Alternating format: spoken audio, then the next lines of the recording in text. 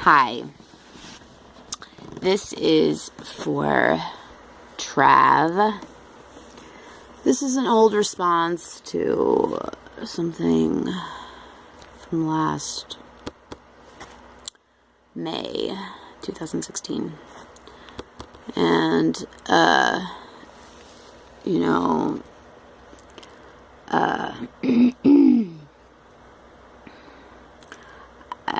I don't know, you were a little elated, I think, kind of just getting a little ahead of yourself, because you had Leia Bell next to you, and you were on a couch, like, all, the man and stuff, because you had gotten something from somebody, like, a couple days before, something like that, and, like, he was, like, just, like, yeah, and whenever I see you guys, or Leia, or whatever, I get really excited, always get really excited, and I'm always all up in your face, with my cameras and stuff, creeper like I am. And, I think you said something like, Jodine, I think we should, quit partying together. That pissed me off. That really pissed me off. I mean, not just because we hadn't partied together, because I had nothing to do or take part with any of that business or mayhem that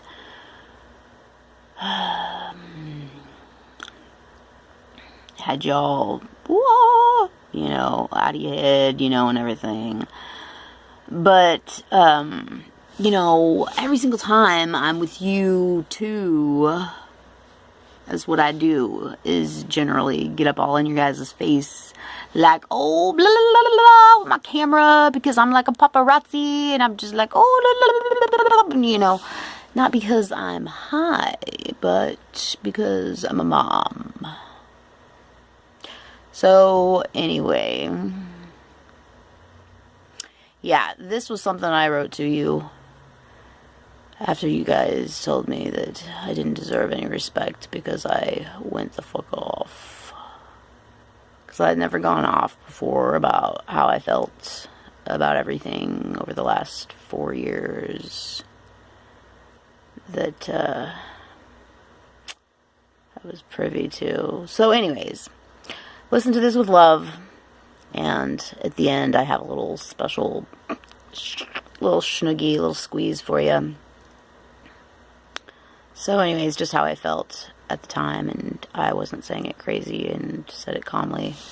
So I figured it was worth maybe saying to understand, or help for you to understand at the time what I knew that you didn't.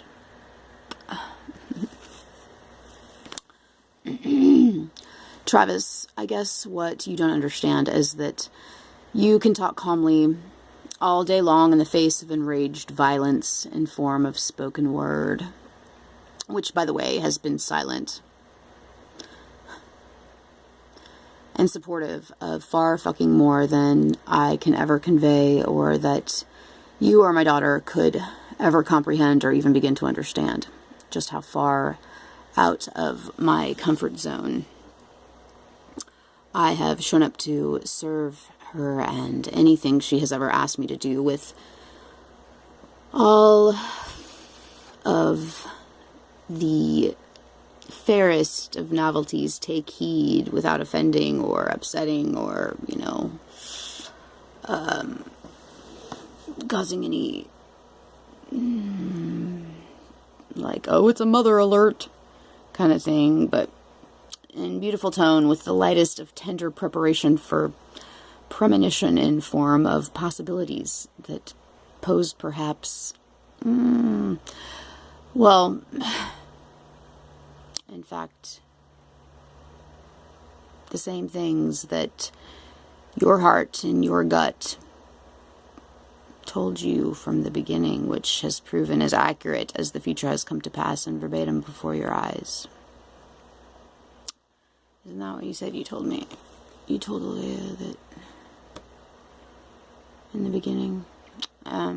Anyways, And just for the record, I would have done all I've done and moreover again the same, if time allowed for just to be with her. However she came, however she wanted to be with whoever she had with her, or perhaps wanted to go get. I always asked her how she felt and trusted her to know her own heart, which is only known through following it freely. And she was definitely trusted with much more by me than any other child is. To experience passion as a child with the level of intensity at which my presence provides, well, I see how it has very much altered. Well, over time, I see my decision of letting her trust with her own heart, by her own will, with her own mind, of thoughts, and the great wide open of my one and only you will not find anywhere else provided unconditional love, and the raw meaning of just what being loved without conditions is. However, I will and have done any and everything she has asked of me, no matter what, just to be close to her, just to see her, no matter how fucked up, no matter how wrong or brutally excruciating and painful. From the core to stand so close, I have bared witness to things out of my control. Not because I allowed her to do whatever she wanted, but because I know my child. And I know, and have known for a long time, I cannot control what she does or where she goes or who she's with ever. With or without me around, I know if she wants to see someone, she will. And if she wants to do something, she's going to. So understand this. Before you ever even came into our life, way before you ever came into our life, I mean years and years, I had known for a long time. The only thing I had control of, or had a hand in controlling, was the situation at hand. Being any situation that I was present in, and beginning with her teenage, adolescence, whatever, with you from the beginning. Any situation that I was present in. The location being safe wherever we were, only because I was there, present in the situation, at whatever location deemed safety zone, and safe, like I said, only because I was there, to protect her, help her, drive her, steer her tripped out mind back toward a pleasant sense that felt safe and providing the comforts of home. To be there to resuscitate, God forbid, if need be, to any child sharing the evening with us wouldn't be hurt, lost, stranded, or die, not on my watch. And I just feel all this is almost a waste, because for you to grasp what you clearly have no fucking idea of, all the fucking time I have spent with you specifically, watching my daughter from the outside, because I didn't deserve your guys' respect anyways. I knew what a crap hole mother skills from a sister basement with an Ethan looked like, and I wouldn't have had any respect for me either. I knew the appearance was more than drastic when comparing the difference between what I looked like at my home and what I looked like at sister's, and honestly, I was mortified anytime she had anyone over to judge me with just a look, but even more ashamed when she would have friends over I knew before. My God. That alone was so embarrassing to even articulate. It would not be only a waste of time, but ultimately has no bearing in this comparatively to the other ones that were around before you, like Dalton and AJ and Summer, you know. In 4 years, I have been witness to and participated in things and events that have been so fucking painful. There are no words, let alone any others, that could be a member of my only me one member mama club. For all I have been front row to witness, my only child in her world, as I saw what was to unfold around her before it came to pass.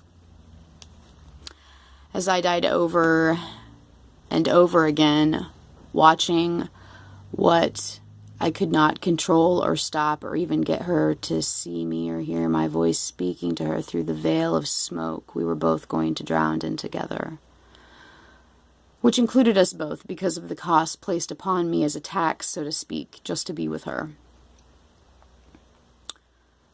Of course, I could have gone with my other option, not being with her, which would have prevented the massive ulcer that used to be called my stomach. However, I would have died way before now, and it wouldn't be the death that this resurrection that keeps slapping me awake from sleep like the dead when I rest, to see her I rise again, to watch again for what will be the demise of our end that murders us tonight. If you begin to perhaps have a sense of what I'm an attempt to communicate to you here, you must be stricken with a series of past events that come to you with the memories of all you've forgotten in the faded glaze behind your eyes that vaguely remember the date or day of now, let alone then.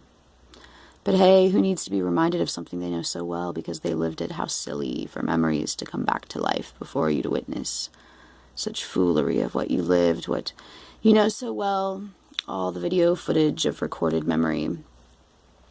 Couldn't show you anything you may have missed because you lived it, and what a waste of so many things to even utilize such an ability of replaying the memories that you don't remember. Have in fact forgot, and didn't see or experience in any way that was anything close to this ever-present in the now you claim to be in as you perpetuated this truth that you reveled in. You may not ever realize that there isn't another mother on the planet that could have watched what I saw all around my child in her own personal world. The life of a teenager that no parent can see from some magical hidden view, let alone put up such the front that their disguise got them VIP tickets to the show. And even if the magic of a hidden watchtower manifested into form before them, or they did get VIP tickets, no mother could endure what I've been privy to. No mother could do what I've done. Not fucking one. I think we both know that now. Of course, there are those parents that are like, hey, let me get fucked up with my kid, like, you're gonna have to learn how to roll your own joints, little man, or, little girl, little, load your own whatever, come on, because we potty all the time, let me buy you some booze, No, not me. I was pretty particular about alcohol, especially. I mean, I knew that they were drinking it or something and someone was buying it, but I think that was before you. Anyways, yeah. I worry about you, Travis, and your heart, and your life, and what you do, and you're very smart, and you're wonderful, and you're very fucking stubborn. So stubborn, in fact, the switch could really be probably a lot easier than you think, than you realize. You just would have to want it. And you disappear all the time. One day I dreamed that when you disappear and you come back, you'll be brand new and young and happy and like totally just in love and proud of yourself and what you accomplished, and that you beat it instead of letting it beat you and decided to live. That's what I dream for you. And, by the way, I've had so many of my dreams come true. been very lucky for that.